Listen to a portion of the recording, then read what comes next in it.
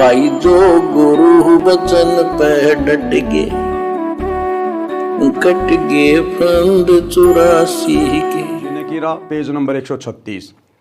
आज गुरुदेव भगवान हमें पंडित की परिभाषा से परिचित करवा रहे हैं।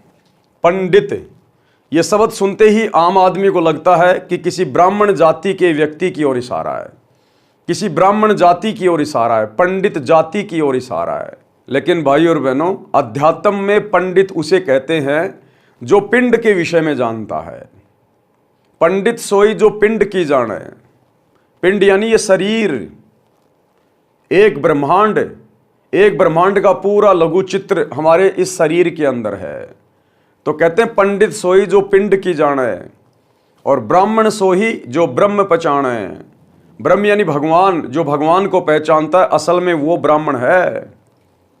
आज इस पृथ्वी पर यदि वास्तव में कोई पंडित है, कोई ब्राह्मण कहलाने का अधिकारी है, तो केवल सतगुरु रामपाल जी के फॉलोवर हैं, जो उस ब्रह्म को पहचान गए, जो वास्तव में पंडित हैं, जिनको ज्ञान है, आत्मज्ञान है, परमात्म ज्ञान है, जो पिंड के विषय में जानते हैं। तो असल में इस पृथ्वी पर सतगुरु रामपाल जी के भक्तों के अलावा ना तो कोई ब्राह्मण है, ना कोई पंडित है।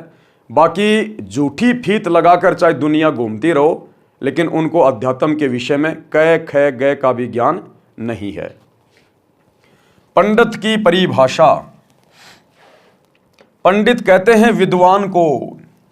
जैसे हम लोग सुनते हैं कि रावण को पंडित कहते हैं, पंडित, कि रावण पंडित था।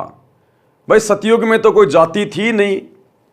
अगर पंडित कोई जाति है तो रावण को फिर पंडित क्यों कहते हैं कि रावण पंडित था? सतयुग में तो पंडित नाम की कोई जाति थी ही नहीं, जाति धर्म उस समय थे ही नहीं।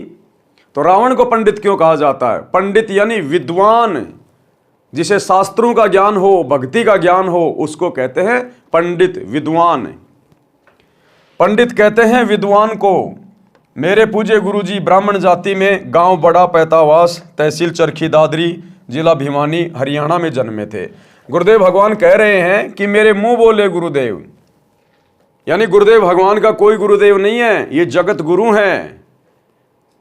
और जो जगत गुरु होता है वो स्वयं परमात्मा होता है, परमेश्वर होता है, जो पूरे जगत को ज्ञान देने के लिए आता है। तो जगत गुरु का कोई गुरु नहीं हो सकता धरती पे।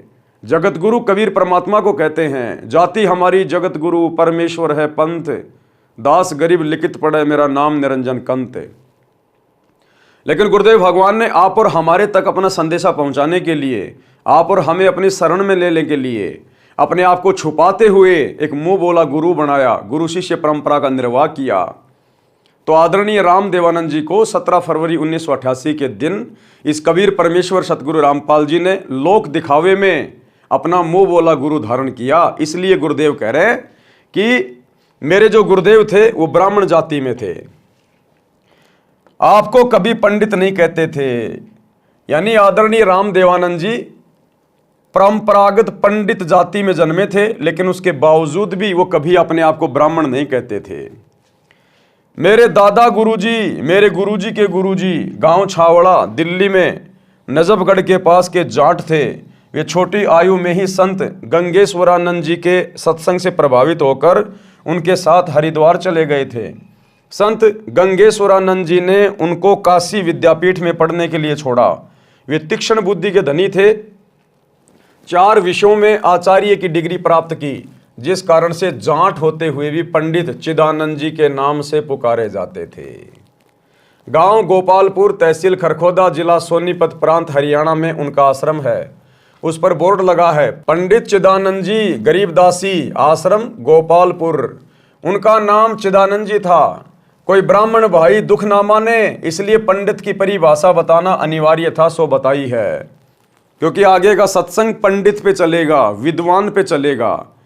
तो कोई परंपरागत पंडित या ब्राह्मण जाति वाला दुख ना माने बातें सुन के कि भाई सतगुरु रामपाल जी तो हम पंडितों को क्रिटिसाइज कर रहे हैं। नहीं, पंडित का मतलब होता है विद्वान, जो गुरु पद पे है, जो लोगों का मार्गदर्शन करता है, उसको कहते हैं ब्राह्मण, पंडित। भाई जो गुरु बचन पे डट गे, कट गे फंद 84 के, कट गए फंद 84 के, कट गए फंद 84 के।